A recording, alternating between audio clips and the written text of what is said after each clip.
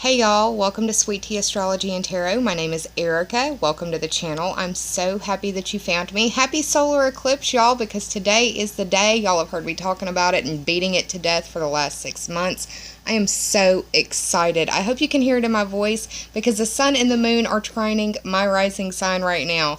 There is a trine from many different planets in the sky. The moon right now, let me grab my phone because yes, I am that kind of nerd. The moon is at 21 degrees Leo right now. We've got the sun at 28 degrees Leo. The solar eclipse will be occurring in about 3 hours time from where I'm at in Louisiana. I'm not going to be home during the eclipse. That's why this is not going to be streamed live. So that's why it's a recording. And Mercury's in retrograde, so the plan that I thought I was going to have had to change. Sorry, y'all. What I'm going to do is pull a couple of cards for you, as promised, from the Illuminated Tarot deck. I'm going to use the Tarot Complete Kit mini card deck that y'all have never really seen me use before for clarification, and I'm also going to pull a couple of Sage Goddess Gemstone Oracle cards for the solar eclipse in Leo. This is a new moon in Leo, so it's a good time for manifesting anything in that house of Leo for you. Leo rules the 5th house traditionally, and it's the house of sparks, of love, creativity. It's where you fall in love. It's where you meet your partner. It's where you go blow off steam with your social circle. It's where you create the things that are most dear to your heart. So, like I said, pulling a couple of cards from the Illuminated Tarot deck. I'm shuffling for y'all now.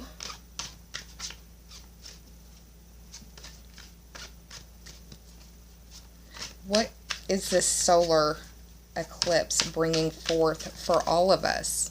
For the viewers and friends of this channel, what can we expect from the energy of this new moon solar eclipse in Leo? I am shaking, y'all. A card fell, so I'm going to cut. King of Spades is also known as the Emperor in this deck. That's a Aries association. King of Spades is also representative of the King of Swords. This card deals with experience, authority, and wisdom. Employ the embodiment of the Emperor. The Emperor is the sign of Aries. It represents Aries, and it deals with the embodiment of initiation and beginning, the me first principle, and ego. It can also speak to the masculine principle and taking responsibility or owning your own power. So, like I said, that card fell. I cut for you, going to take the top card and the bottom card of the deck. What happened? We have the Fool card that fell. This is a 0 card, like a wild card. Interesting, right? The Fool card for freedom and fearlessness. The Fool in the Rider-Waite Tarot deck represents the planet Uranus, and that is my rising sign. Like I said, I'm so giddy right now, it's not even funny. There is a trine from the sun and the moon to the planet Uranus, so a lot of you could be feeling very electrically charged. There are so many people talking about this eclipse now. Even my fiance was remarking earlier that he was kind of tired of hearing about people talking about it. Kind of irritated me for a second, but you know, I like this stuff. The last card that fell is the 9 of Swords. This deals with insomnia, bad dreams, and the struggle to make sense of events. And I'm on Facebook earlier this morning while I was reading different things that were going on. Many of my friends were remarking either that they were having a hard time sleeping or that they were having really weird dreams associated to the solar eclipse and dreams about the eclipse. If I were y'all, I would definitely be keeping a dream journal right now because we will be revisiting, especially communication tied to the solar eclipse on September the 5th. Now, I said I was going to pull the cards associated with. What I'm going to do is use this mini tarot card deck, and I'm going to pull the card before and after the Emperor card, the Fool card, and the 9 of Swords.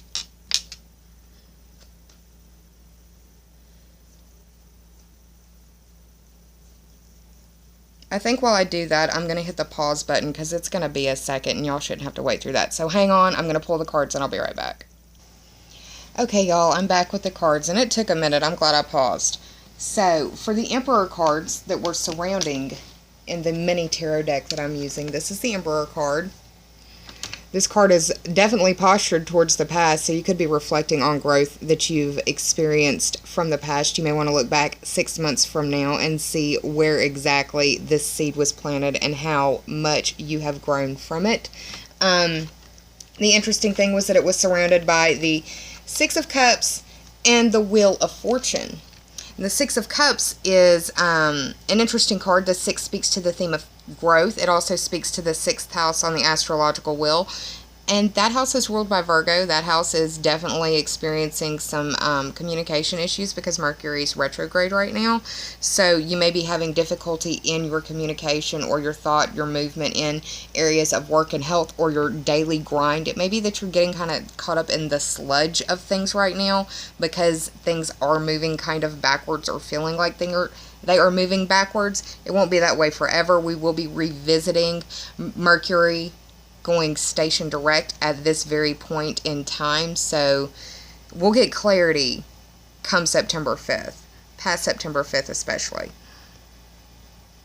The Wheel of Fortune is a great card. It's a wonderful omen. It is the number 10 card in the Major Arcana, and it speaks to the theme of completion. It also gives the energy of the planet Jupiter, and the planet Jupiter is much like a hot air balloon. It is wherever it goes, it makes it bigger. So whatever the energy is that Jupiter walks into will expand and grow bigger.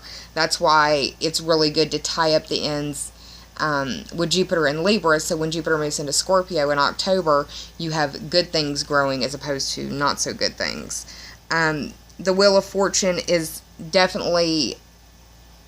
it's ringing true for many of us today because of the solar eclipse. There's going to be more positive things come from the solar eclipse than negative. So many people are so worried about it. It's going to look very impressive, and it's going to look shocking. It's going to be something that we've never experienced before, us personally with our own eyes. But it's bringing new growth, new life, new change into the area where the solar eclipse is occurring for you. And I'll have in the information bubble above the playlist of all of the zodiac signs where I go in depth and talk about where the solar eclipse is playing out for you. Now, I use the rising signs, so be aware of that. In the placement, so you should know where your sun, moon, and rising sign are. If you don't, you can generate a chart at astro.com with your birth information, have your birth certificate ready, and fill out that information, and it will give you the placements of where your sun, your moon, and your rising sign are. And that's important when you're looking at eclipse energy because it doesn't just play out in Leo, it will also impact other signs, and I talked about that at length in the other videos. Now, the secondary card that I pulled for y'all was the Fool card, and that is the first card in the Major Arcana. It's literally the 0 card. I see that very much indicative and reflective of this new moon solar eclipse that's going on today. It is the new moon seed that we are planting. And this is a seed that won't just last for 6 months. It could last for years to come. It's that powerful. That's why so many astro nerds are so hyped up about it. I have been driving Jeremy nuts about this. I know he'll be glad when it's over. The cards that were surrounding the Fool are interesting as well. The card behind the Fool is the Tower card. Don't freak out, it's a picture on a card. But it indicates the planet Mars, which is actually sextiling Jupiter right now. And Mars, especially with the Tower, indicates an action point. It could also be a crisis point. So be aware of that. Understand that the Tower falling is because it wasn't built to code, it wasn't built strong, and it needs to be rebuilt. It sucks when you're going through it, and if you are experiencing a negative aspect of this solar eclipse, it's tying up those endings so that you can have a new area of growth in your life. If your plate is full, there is no more room for anything else, right? So sometimes something has to be cleared off that plate. It can suck when you're going through it, but looking back, it can probably be the best thing that ever happened. It just depends on the lens that you see the situation through. I'm trying my best to be more of a glass half full kind of girl. I'm a Scorpio rising. It's hard. The secondary card behind or in front of the Fool is the Ace of Cups, and this is a really nice card because it deals with potential. The Cups deal with water sign energy. That's Cancer, Scorpio, and Pisces. And it deals with compassion and intimacy. It could be that because the tower falls, you have to be vulnerable with the Fool. You have to be innocent. You have to be naive. And that can bring forth the ability or the energy of being more compassionate or being more intimate. The Ace of Cups also for me definitely represents like tears falling. And that can be good and it can be bad. But tears falling always, for me, means that there's healing happening, regardless. If there's tears falling, it's an issue that needs to be healed, or it is healing. Just depends on where you're at. The third card that was pulled for you is the Nine of Spades, which is reflective of the Nine of Swords energy. And the card deals with insomnia and bad dreams and a struggle to make sense of events. And, well, we've got behind it the Five of Pentacles, which deals with adversity. It deals with earth signs because it's the Pentacles. That's Taurus, Virgo, and Capricorn. It deals with, this card represents insecurity, poverty, and worry. It could be that you are having insomnia because you're concerned about the money. It could be that you're concerned about it because there's a lack, or there feels as though there's a lack. But the Wheel of Fortune falling here makes me feel like there's going to be a change in direction for you in that situation. So don't stay in a state of worry. Try to be in a state of growth. If you approach any situation, good, bad, or ugly, as an opportunity for growth, you're going to get more out of it than any other mindset, any other view. And that's coming from someone who has been through some serious stuff. Life-changing, life-ending, near-death kind of stuff. The secondary card that fell on the other side of the Nine of Swords is the Five of Wands. And this is another card of adversity. And it's dealing with fire sign energy. Aries, Leo, and Sagittarius. And it deals with disagreement and strife. It could be debate as well. It could be that this tower showing up is giving people a lot of stuff to talk about. The tower being a crisis point. The tower being a need for action. The tower being a call for action. Mars is a very action-driven sign.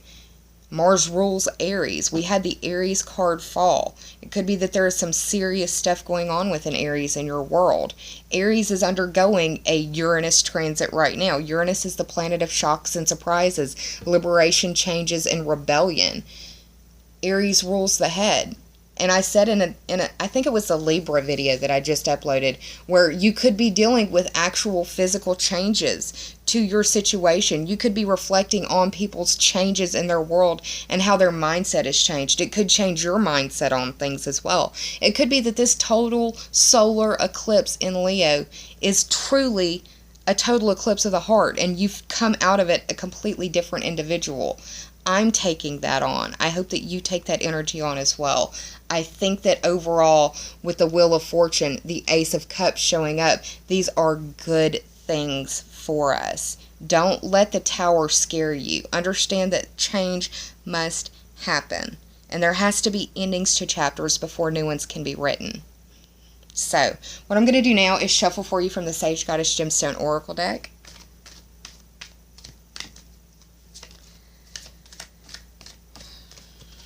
There have been a lot of astrologers that have done videos pertaining to the United States and the astrology for the United States. Also, the fact that this solar eclipse is hitting Donald Trump on his Mars and ascendant placements.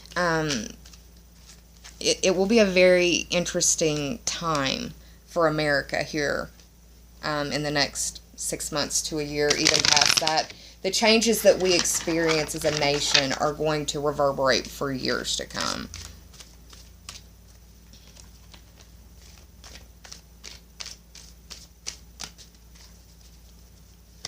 And with me having Uranus rising, I'm a natural born rebel, so I'm all about this change. Let's do this.